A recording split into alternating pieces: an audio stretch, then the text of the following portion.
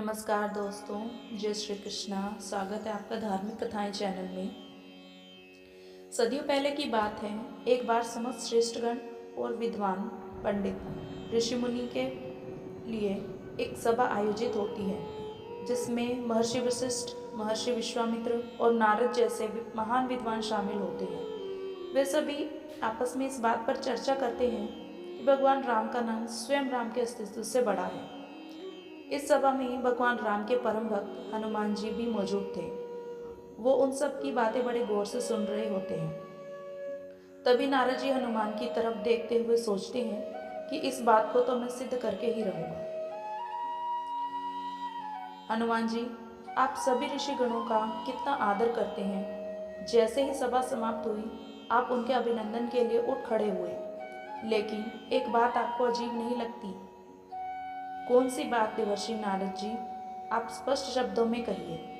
आप कहना क्या चाहते हैं? ऋषि विश्वामित्र तो एक राजा हैं, और फिर एक राजा का ऋषि के रूप में अभिनंदन कैसा? मुझे तो यह बात ठीक नहीं लगती।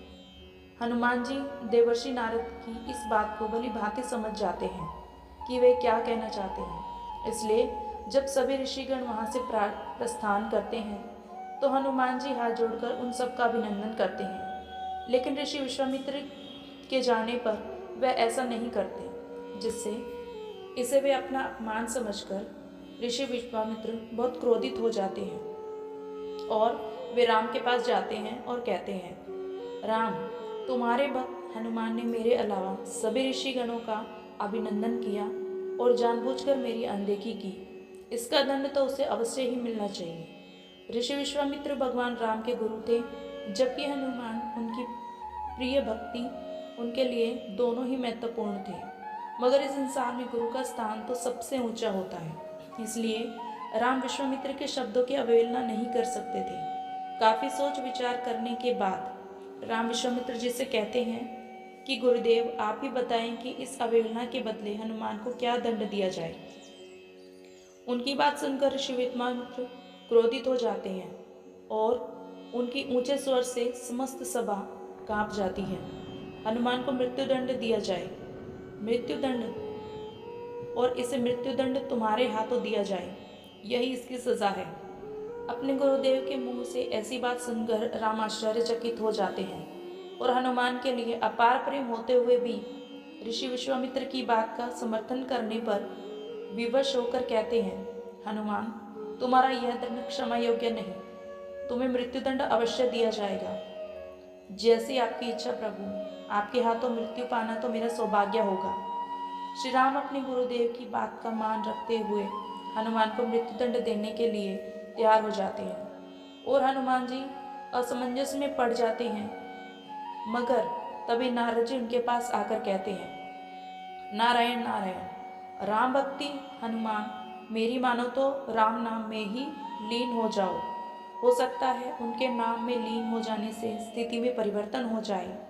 नारद की बात मानकर हनुमान जी जंगल के बीच एक पेड़ के नीचे बैठकर राम नाम का जाप करने लगते हैं। जय श्री राम, जय श्री राम, जय श्री राम।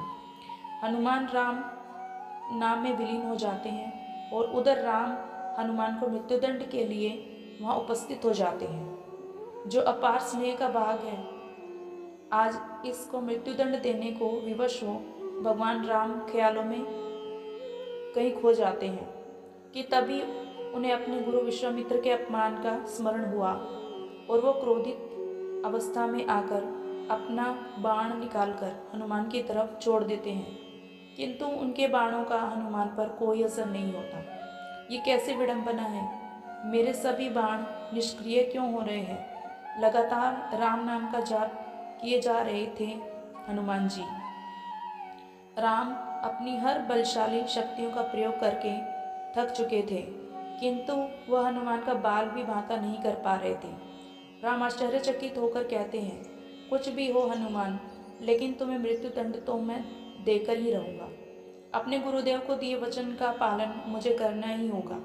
अपना ब्रह्मास्त्र निकालते हैं और उसका प्रयोग करने लगते हैं। वे जैसे ही ब्रह्मास्त्र का प्रयोग करने लगते हैं तो तीनों लोक में हाहाकार मच जाता है। जमीन से ज्वालामुखी फटने लगती है, सागर में ऊंची ऊंची लहरें उठ खड़ी होती हैं, पर्वत ढलकर नीचे गिरने लगते हैं, जंगल में आग लग जाती है, जीव जंतु प्राणी सभी अपनी जान बचाने के लिए संघर्ष करने लगते हैं। किंतु राम नाम में लीन हनुमान अभी भी राम नाम के जाप में ही लीन रहते हैं। उन पर ब्रह्मास्त्र का भी कोई असर नहीं होता। राम नाम का जब हनुमान के लिए सुरक्षा कवच का काम करता है, इतनी प्रलय और राम नाम की शक्ति से नारद ऋषि विश्वामित्र के पास जाते हैं और उन्हें सारी सच्चाई बता देते हैं कि राम नाम की शक्ति स्वयं राम के अस्तित्व से कई गुना अधिक है। धन्यवाद दोस्तों, आपको कैसा लगा ये वीडियो कमेंट में ज़रूर बताएं।